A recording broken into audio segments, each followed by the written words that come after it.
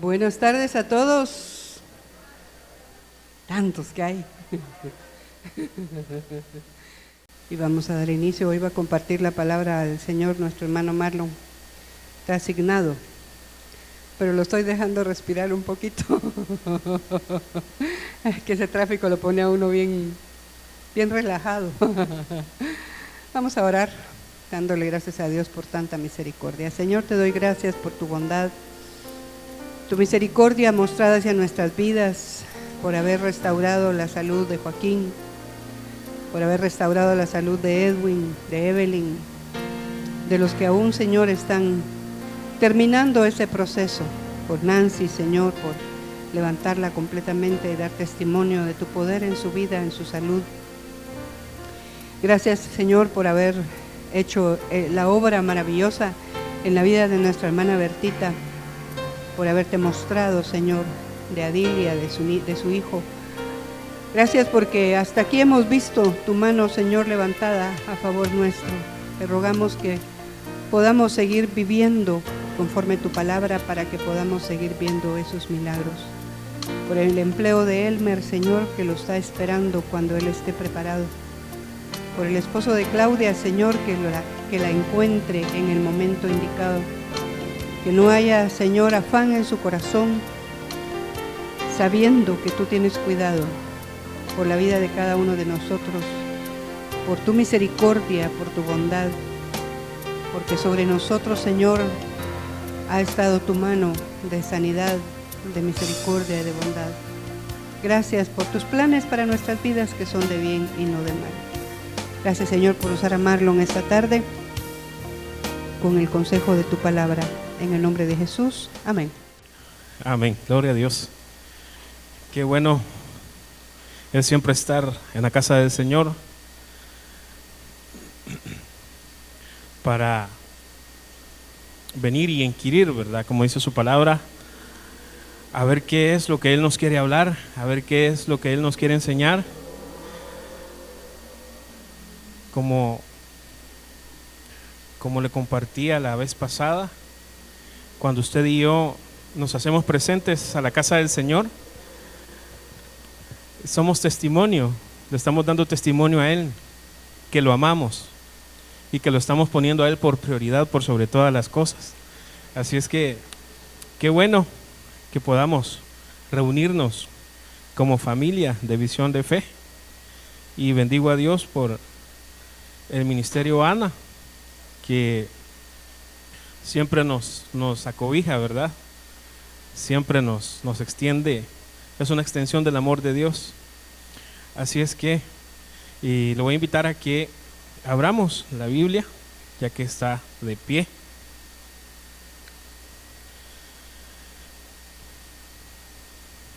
En el Evangelio de Juan, en el capítulo 19,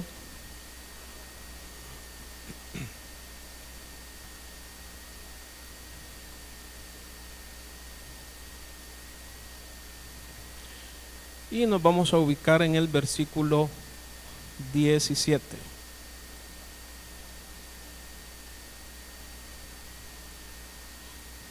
Sí. Amén. Y dice la palabra del Señor: tomaron pues a Jesús, y él salió cargando su cruz al sitio llamado el lugar de la calavera, que en hebreo se dice Gólgota, donde le crucificaron, y con él a otros dos, uno a cada lado y Jesús en medio. Versículo 19. Y Pilato también escribió un letrero y lo puso sobre la cruz, y estaba escrito: Jesús el Nazareno, el Rey de los judíos. Amén. Puede sentarse, hermano.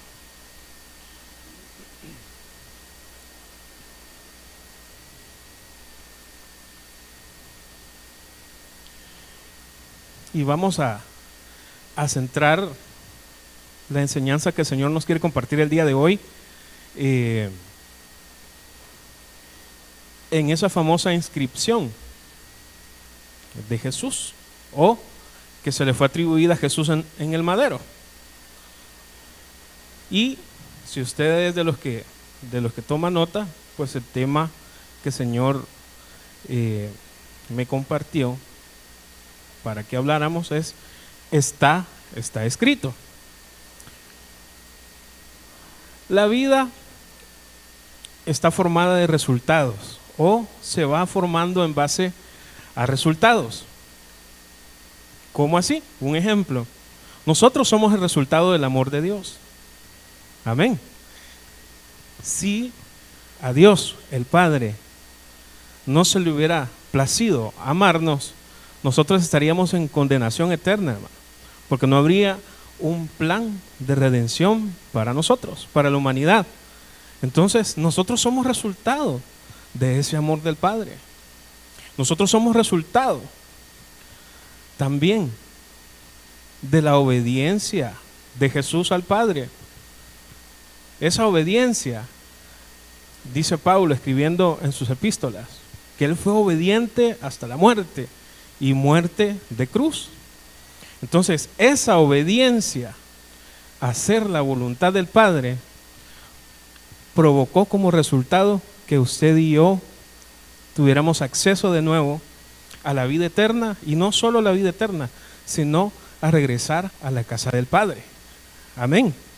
Entonces, todo en la vida se va edificando en base a resultados. Usted y yo planeamos cuando estamos jóvenes, cuando estamos pequeños, pues estudiar. Cuando ya estamos mayores, pues ir a la universidad. Cuando vamos creciendo, pues entonces nuestra meta es conseguir un buen trabajo, conseguir un buen esposo, una buena esposa. Y todo se va dando en base a resultados. Y yo escribí acá, los resultados son el efecto o la reacción del esfuerzo, empeño o trabajo que dediquemos a nuestros propósitos. Se lo voy a volver a leer. Los resultados son el efecto o reacción del esfuerzo, el empeño o el trabajo que dediquemos a nuestros propósitos. ¿Sí? Si retomamos el ejemplo de Cristo como nuestro testimonio, como nuestro mayor ejemplo, ¿verdad?, a seguir, Él puso su mayor esfuerzo por hacer la voluntad del Padre. Cuando Él caminó aquí en la tierra, Él tenía trazado un propósito específico. Por eso es que usted ve que a medida que Él está en la tierra, Él no ve ni a izquierda ni a derecha. Por eso es que Él no pecó, porque Él tenía puesta su mirada, puesto su esfuerzo en hacer la voluntad del Padre. Ese era su propósito aquí en la tierra. Y por ende, el resultado que Él quería ver, pues entonces fue la redención de nosotros, ¿verdad? La redención de la humanidad para poder presentarnos delante del Padre. Entonces, de la misma manera, el resultado es la reacción del esfuerzo que yo ponga y del empeño que yo ponga a realizar mis propósitos. Si yo quiero un buen resultado, yo me voy a esforzar, yo me voy a empeñar. ¿Por qué? Por el resultado que yo quiero obtener.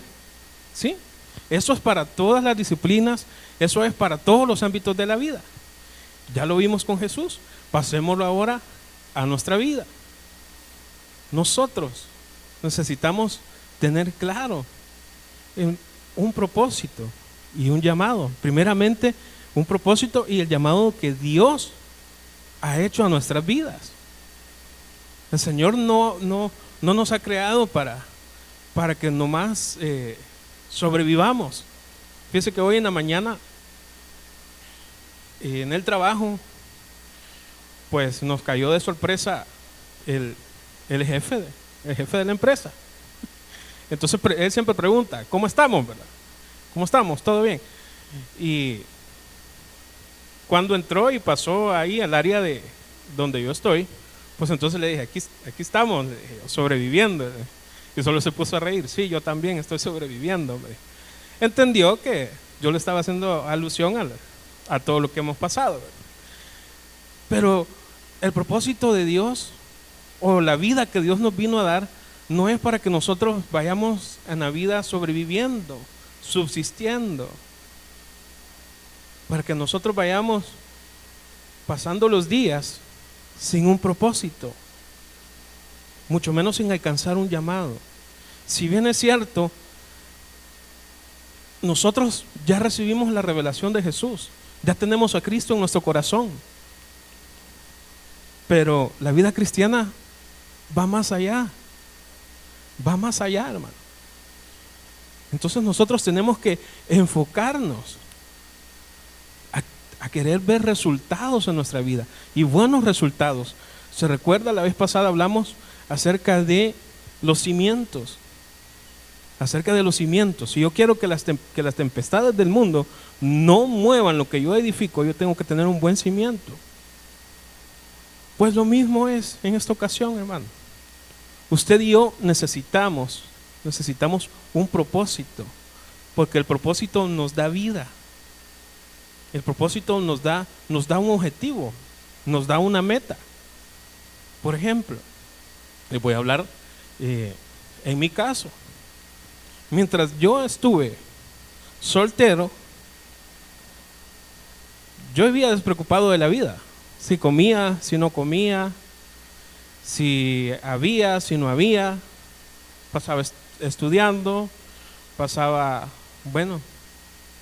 trabajando. Nunca me pusieron la cultura de trabajar. Pero sí, pasaba sirviendo al Señor. Pero de repente viene a mi vida la que el Señor ya tenía destinado para ser mi esposa. Entonces yo quería un resultado. Entonces, es ese motivo, ese propósito que el Señor implantó en mi corazón me hizo moverme. Algunas cosas tardaron años en moverse, hermano. Hay otras cosas que todavía se están moviendo. Estoy intentando arrancar de raíz. Pero lo que yo le quiero enfocar en esta hora es de que nosotros necesitamos un propósito para vivir. Necesitamos un propósito en esta vida. Sí, ya amamos a Dios, leemos su palabra, oramos, venimos a la iglesia, pero hay algo más, hermano. Siempre tenemos que buscar algo más, ¿sí? Como se lo he repetido, en la casa del Padre, ahí hay bendición, y Él no se molesta de que usted y yo le pidamos. Él no se molesta de que usted y yo tengamos alguna petición. Como ya se lo he expuesto como ejemplo, nuestros hijos siempre van a querer algo de nosotros como padres. Siempre van a querer algo.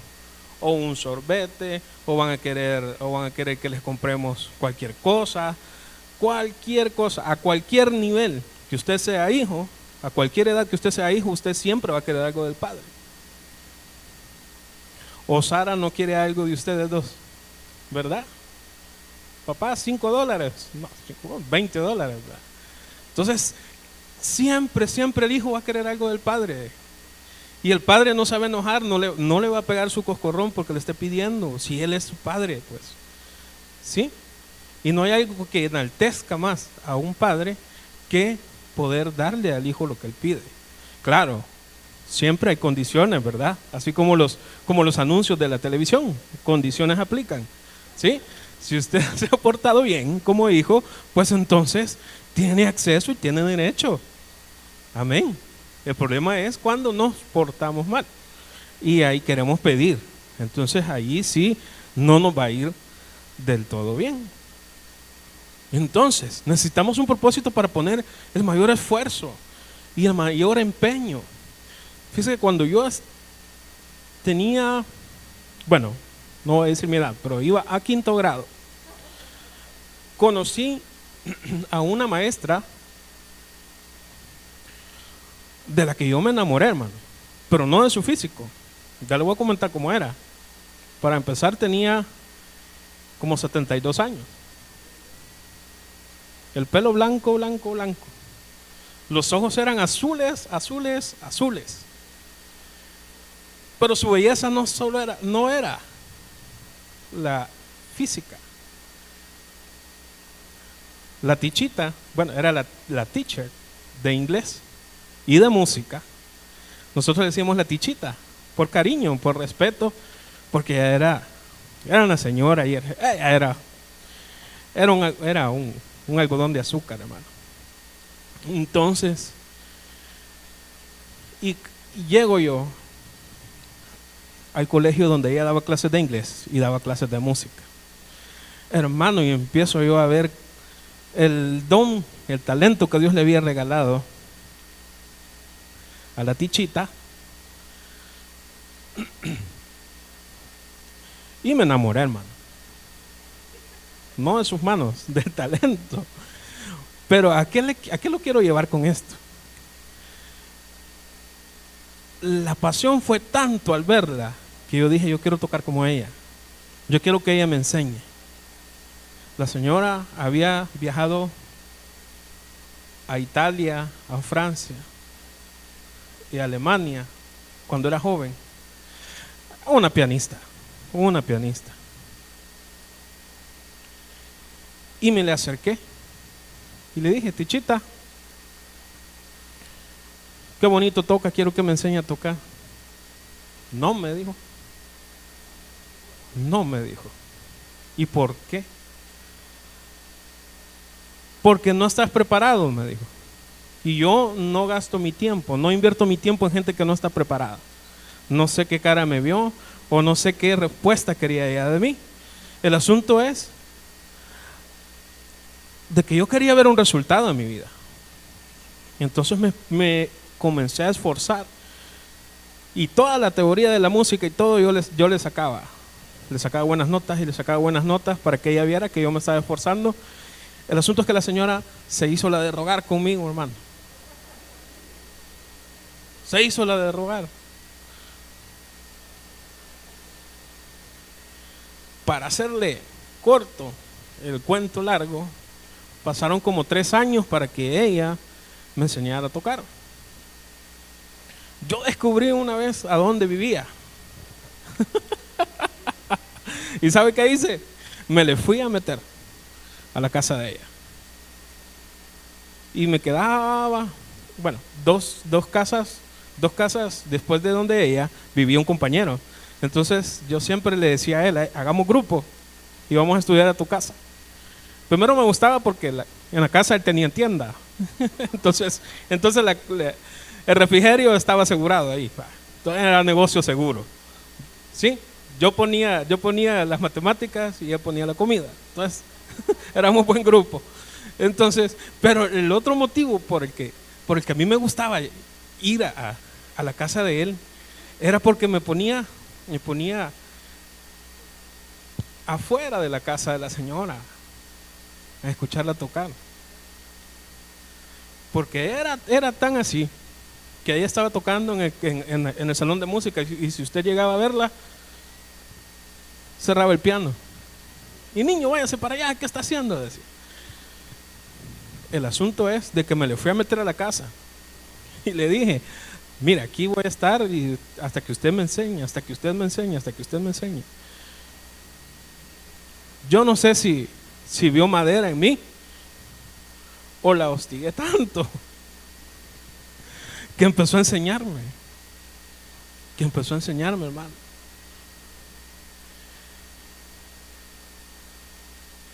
Esfuerzo, propósito. Queremos ver resultados. Vayamos adelante. No seamos gente sin propósito, hermano. No seamos gente sin visión. No seamos gente sin tener claro el llamado, lo que Dios quiere para nosotros. Por lo menos debemos de tener claro lo básico que Dios pide de nosotros, que le obedezcamos, que seamos fieles, que honremos su palabra. Pero si en lo básico no ponemos nuestro empeño, no ponemos nuestro esfuerzo, hermano, vamos a vivir una vida religiosa. Y la religión cansa. Veamos el versículo 17. Dice, él salió Tomaron pues a Jesús y él salió cargando su cruz al sitio llamado el lugar de la calavera, que en hebreo se dice Gólgota. Y busque Lucas capítulo 9, versículo 23. Jesús ahí nos da el ejemplo y las condiciones para ser sus discípulos y obtener buenos resultados. ¿Sí? Dice ahí que Jesús se levantó y tomó su cruz. ¿Y iba para dónde? De ahí iba para el Gólgota. ¿Y qué dice Lucas? Y les decía a todos, Jesús, si alguno quiere venir en pos de mí, niéguese a sí mismo, tome su cruz cada día y sígame. Y sígame. Pero muchos hermanos creemos que tomar la cruz es tomar las cargas, y eso no es tomar la cruz. Otros quizás pensamos de que tomar la cruz es tomar a la esposa y llevarla y ella es mi cruz. No, tampoco. Ni tampoco el esposo es su cruz. Tampoco. Ni tampoco la mamá de su esposa, ni la mamá de su esposo. No, esa no es la cruz. Esa no es la cruz. Para empezar, usted decidió casarse con su esposa, con su esposo. Y usted tuvo que ver a la mamá de su esposa o de su esposo. Entonces hoy no venga con que, Señor, la esposa que me diste. No, es la esposa que tú escogiste. Amén. Entonces, les decía, si alguno quiere venir en pos de mí, así como él tomó su cruz, niéguese a sí mismo. Y esta es la primera enseñanza. Nosotros tenemos que aprender a negarnos a nosotros mismos. ¿Por qué? Porque los pensamientos del hombre, dice Proverbios, a él le parecen rectos, pero su final es de muerte, su final es de perdición. Entonces, en ese sentido, nosotros tenemos que negarnos a nosotros mismos. Señor, yo quiero hacer esto, yo quiero hacer esto, pero ¿qué es lo que tú quieres? ¿Está en tu voluntad? Eso es negarse a nosotros mismos. Negarse a mí mismo no es, hermano, que usted se prive de un día de comer para ayunar al Señor. Eso solo es privarse de comer. No va a comer durante ciertas horas. Eso no es negarse a sí mismo. Negarse a nosotros mismos es, ok,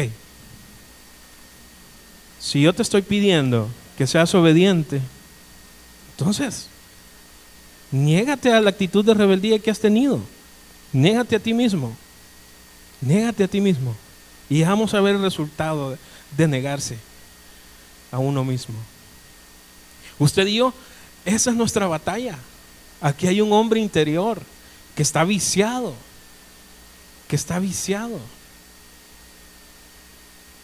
Ese es el que tenemos que rendir. Señor, no quiero mentir. No quiero mentir. Ok. Niégate a ti mismo. Niégate a ti mismo. Por años te ha gustado la mentira. Ok, niégate a ti mismo. Señor, a mí me gusta la comida y yo con la comida me descontrolo. Ok, ahí sí, niéguese a sí mismo. ¿Por qué? Porque ahí la comida se está convirtiendo en gula. Y se está convirtiendo, mire, en un señor grandote. Señor, pero es que a mí me gusta el dinero, ¿y cómo hago? Bueno, niéguese a sí mismo, hermano. Empiece a tener fe, empiece a orar, empiece a creerle al Señor. O empecemos a creerle al Señor. Empecemos a creerle al Señor. Mire, nosotros, yo bendigo a Dios por la esposa que me ha dado, porque ella es el ancla de la casa en cuanto a la fe, hermano. Es un ancla en cuanto a la fe. Y el Señor la ha usado para traer muchos milagros, para hacer muchos milagros. Y el principal es para romper muchos conceptos que habían en mi vida. ¿Pero qué? Yo tengo que negarme a mí mismo y aceptar que sobre mi esposa el Señor ha depositado una unción, un don, un talento. Nosotros tenemos que reconocer, usted tiene que reconocer que su esposo o su esposa tiene algún don de Dios, algún talento de Dios. Entonces tiene que negarse a sí mismo. Negarse a sí mismo. ¿Para qué? Para el bien de obtener un buen resultado. De obtener un buen resultado. Regresemos a cuando yo tenía, a cuando yo iba a 5º grado, dije. Después de mi maestra de música, empezó la batalla por querer tener un teclado, un piano. Y eso fue otro lío, hermano. Si en la casa no había solo para comer, o sea, gastar en esas cosas era una pérdida de tiempo. Con eso no vas a vivir, con eso no vas a comer. Un montón de cosas que se levantaron. Pues, como yo quería ver un resultado en esa área, lo que hice fue dibujar un teclado en un cartón. En un cartón. Y esas fueron mis primeras prácticas, hermano. En un pedazo de cartón. En un pedazo de cartón. Con la fe de que ese pedazo de cartón se iba a convertir algún día en un teclado. Y para no hacerle largo a esa otra historia, el teclado llegó. Y el teclado llegó. Entonces, pero propósito, resultado, negarse a sí mismo. Tome su cruz. Y muchas veces nosotros solo nos quedamos ahí, vea, si alguno quiere venir en pos de mí, pues nieguese a sí mismo, tome su cruz y sígame. No, dice, tome su cruz cada día, todos los días. Todos los días. Usted y yo tenemos que tomar nuestra cruz, que no es una persona, que no es un objeto, mucho menos. Tomar la cruz es agarrar, encontrar el llamado y el propósito de Dios y llevarlo conmigo cada día, cada día. ¿Cuál es el propósito de Dios para este día? Bueno, entonces, hijo, yo quiero bendecirte con un buen desayuno. Amén, decimos todos, pero sí, un buen desayuno en tu casa. Así es que hacer un par de huevitos con frijolitos. Pero usted dice, no, esa cruz es muy pesada para mí. Yo quiero ir a comer a cualquier otro lugar. Y se come el dinero que no era para eso. Dios lo quería bendecir con un buen desayuno en su casita. Y usted se fue a desayunar a otro lugar, bonito, pero carito, no de carito mi esposa, sino de dinero. Y al final termina hasta cayendo mala comida. Entonces la bendición de Dios, ¿qué pasó ahí? No tomamos la cruz. No tomamos la cruz, no le preguntamos al Señor el propósito. Mire, si algo nos dio el ejemplo nuestro Maestro, Cristo, es que Él dice, se retiraba, se levantaba temprano a buscar ¿qué? La agenda del Padre, a buscar cuál era, a seguir el propósito, hermano, a seguir el propósito. Por eso dijo Él, de todos los que me diste, le dijo el Padre, ni uno se perdió. La samaritana que me dijiste que me iba a encontrar en el pozo de Jacob, ahí estaba. El chiquitín que se iba a subir a un árbol cuando yo pasara a la salida de Jericó, ahí estaba, Zaqueo. El ciego que iba a estar a la entrada de Jericó, ahí estaba. Bartimeo, Bartolomeo le iba a decir, pero es Bartimeo. Entonces nadie se le perdió, hermano. Nadie se le perdió de todos los que estaban en su lista. ¿Por qué? Porque estaba siguiendo la agenda del Padre, tomando su cruz.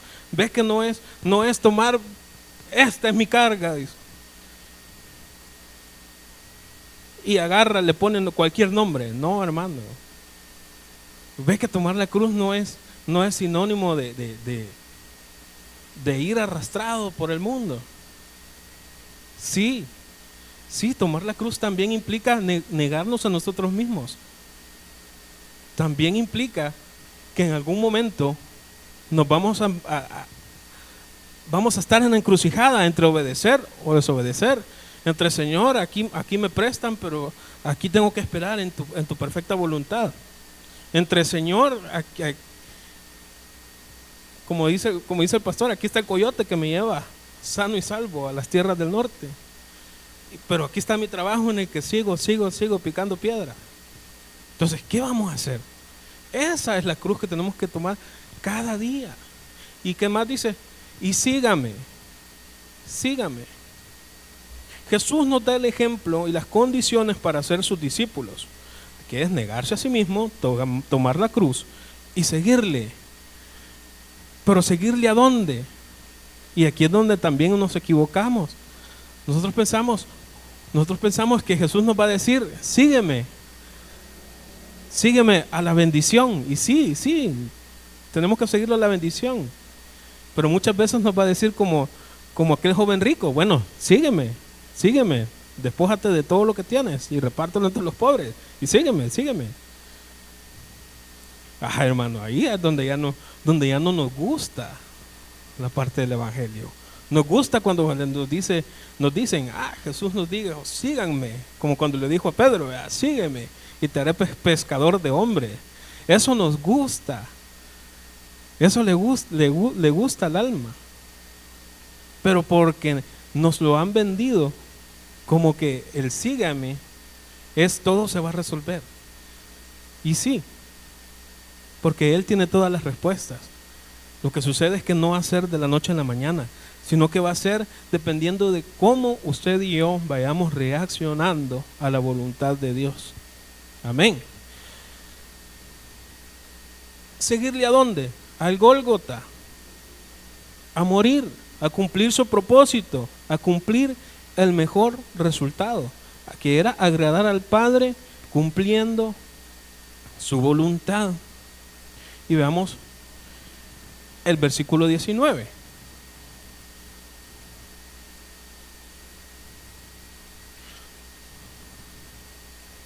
Sí, Juan 19. El versículo 19. 19. Dice, si no lo leemos acá. Pilato también escribió un letrero y lo puso sobre la cruz. Y estaba escrito, Jesús el Nazareno, el rey de los judíos. Y aquí es donde llegamos a ir aterrizando a la parte interesante de la enseñanza. Pilato se recuerda en ese instante de una costumbre, de una tradición que venía desde los tiempos de los imperios sumerios de Babilonia, para que nos ubiquemos desde dónde venía. Babilonia, los persas, los griegos, los romanos, todos ellos, en cuanto su imperio iba floreciendo, ellos iban perfeccionando todos esos tipos de armas y todos esos tipos de torturas y todas esas cosas feas. Pues dentro de todo eso se perfeccionó en Roma el juicio, el jurado. Si usted sabe, cualquier corte judicial de cualquier país está basado en la República de Roma o en las bases que ellos sentaron. Entonces, Pilato se recuerda en este momento de que Jesús necesita un letrero. Necesita el acta de decretos por el cual lo van a crucificar.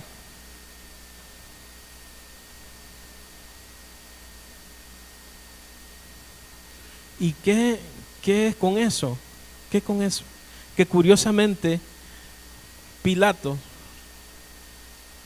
no hallaba qué poner. Dice la palabra, si retrocedemos unos versículos anteriores, dice de que Pilato no hallaba de qué juzgarle. No había un motivo Judicialmente Jesús fue llevado al tribunal y no había nada, ninguna prueba que lo incriminara, y menos para ser crucificado. Si ser crucificado era una de las penas capitales más vergonzosas, hermano, era el castigo máximo para cualquier persona. Y Jesús ni siquiera era acusado como para el castigo más pequeño. Pero bueno, Pilato viene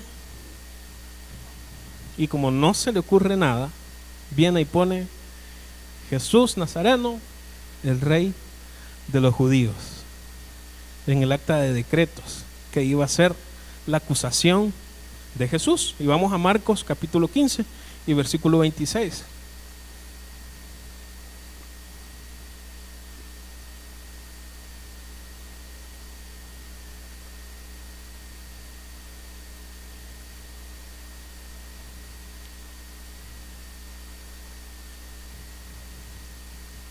Y Marcos, el Evangelio, como fue escrito para militares, para los romanos, él nos da el término de esa acción y la inscripción de la acusación contra él. Decía: el rey de los judíos, el rey de los judíos.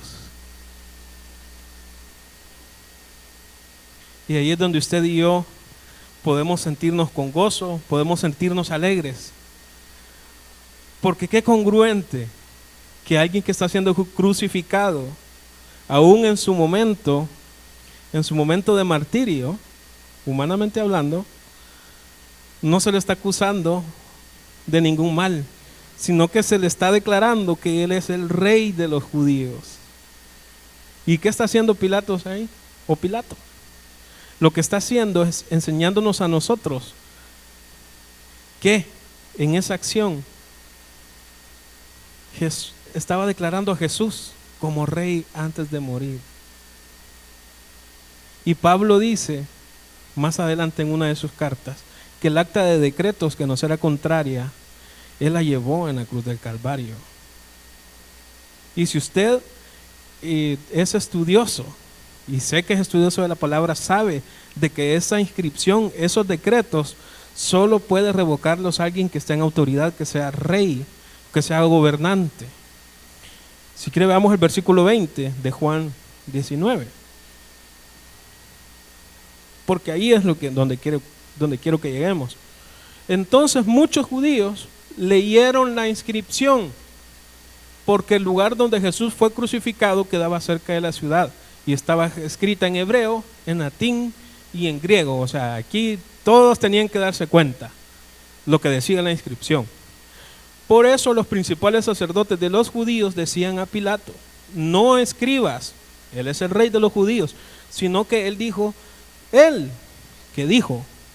yo soy el rey de los judíos. Pero mire Pilato lo que le dice. Pilato respondió: lo que he escrito, he escrito. ¿Sí? Lo que escribió, ya lo escribí. Entonces viene Jesús puesto primero aquí en la tierra, antes de ser crucificado, reconocido como el rey. Y más adelante dice la carta de Efesios, que por cuanto él fue obediente y obediente hasta la muerte, se le dio un nombre que es sobre todo nombre. Amén. Entonces él tiene la potestad de cambiar ese decreto que era de nuestra contra. El asunto es, hermano, de que siempre van a haber gente del pueblo que va a querer cambiar la inscripción de lo que Dios ya ha dicho para usted y para mí. Amén. Entonces usted y yo, si venimos con una vida sin propósitos, cualquiera no puede borrar lo que está escrito, porque lo que está escrito está. Pero el enemigo se encarga de ¿qué? Robar, matar y destruir. Él quiere con sus engaños hacernos creer que lo que está escrito que nosotros somos, Él lo puede cambiar.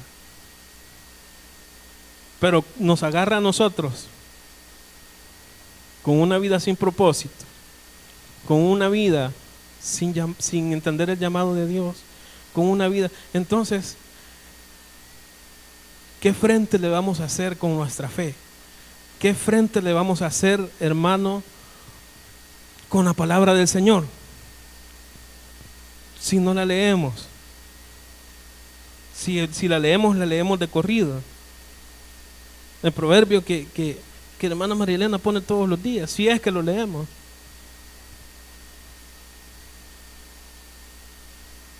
La bendición ya está. La bendición ya está. El propósito, la voluntad de Dios ya está. Él vino a cambiarnos nuestra vida, vino a darnos novedad de vida, a cambiar nuestra perspectiva, nuestra manera de vivir, nuestra manera de actuar. Pero si usted y yo no nos negamos a nosotros mismos, no tomamos la cruz y no lo seguimos, dice que sobre su cabeza estaba la inscripción.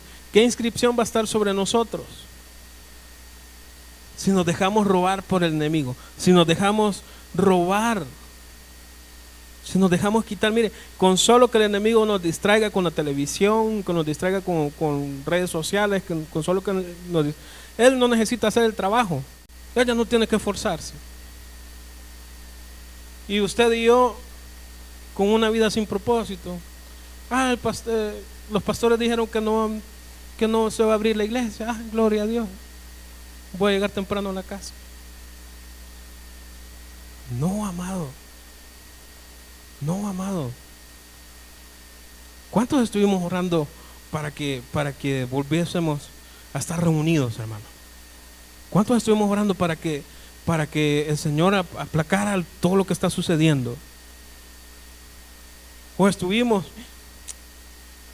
yo hubiera querido otra semana más porque ya me comprometí con mi primo a ir a la playa, como dice el pastor,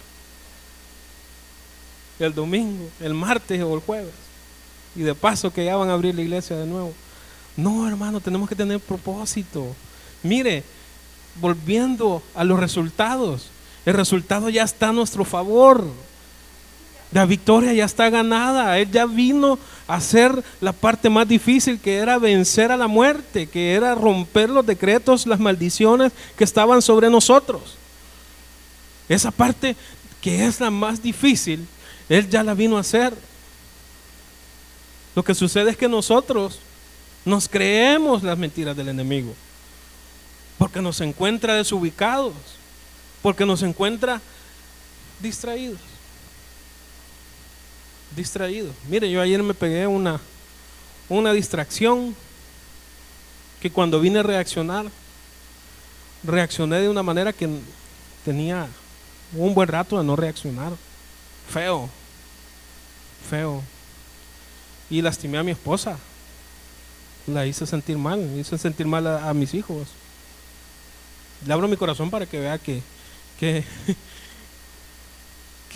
que somos de carne y hueso, hermano. Somos de carne y hueso. Pero el enemigo, ese es su plan, ese es su propósito. Y yo le dije, Señor, en la mañana, pero ¿por qué dije eso? ¿Por qué reaccioné así? Si tan bonito que venía, le dije. No le dije así. Pero ya tenía rato de no reaccionar así.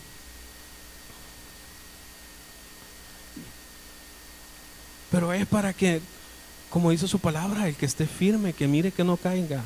Hermano, tenemos la victoria segura en Él. Tenemos la victoria segura en Él. Como veíamos con José. José desde antes de nacer traía las de ganar. ¿Por qué? Porque era el hijo de la amada de Jacob. Era el hijo de la amada de Jacob. Usted y yo antes de nacer teníamos ese mismo privilegio. Antes de nacer, dice su palabra, antes de nacer mi embrión vieron tus ojos. Antes de ver la luz, ¿qué dice? Tú ya estabas contando todos los días que le pertenecían a mi vida, sin faltar ni uno de ellos. Pero el Señor vino a hacer todo el trabajo para que nosotros andemos todos guangos. No, hermano. No, creo que es momento que despertemos. Marlon, le voy a hablar de mí. Es momento que yo despierte. Que yo despierte. Porque el tiempo se nos está quedando corto. La vida se nos está quedando corta, hermano. Hay mucho que hacer. Hay mucho que hacer. Entonces, una vida con el propósito de Dios. Con el propósito de Dios. Siempre van a haber personas que van a querer mentirnos, decirnos que no estamos, que lo que Dios dice no es verdad, que lo que Dios nos ha dicho que no es así. Pero si Él ya lo dijo, está escrito, hermano. Depende de nosotros esforzarnos y ser valientes para creer a su palabra. Amén. Lo voy a invitar a que cierre sus ojos. Señor, te damos gracias por tu palabra. Gracias, Señor, por esta noche que nos permites empezar, Señor, un mes de calendario más. Queremos hacerlo tomados de tu mano, Señor, por sobre toda nuestra agenda, que por sobre todo, Señor, lo que hemos planeado, planificado, que esté siempre tu voluntad, Señor, en el centro, que esté, Señor, tu voluntad guiándonos y sosteniéndonos. Padre, que podamos en cada paso pedir tu auxilio, pedir tu consejo, pedir, Señor, tu luz que ilumine nuestro camino para poder andar en las obras que tú ya diseñaste, que tú ya preparaste para que nosotros andemos. Te bendecimos, Padre, en el nombre de Jesús, Señor. Amén y amén.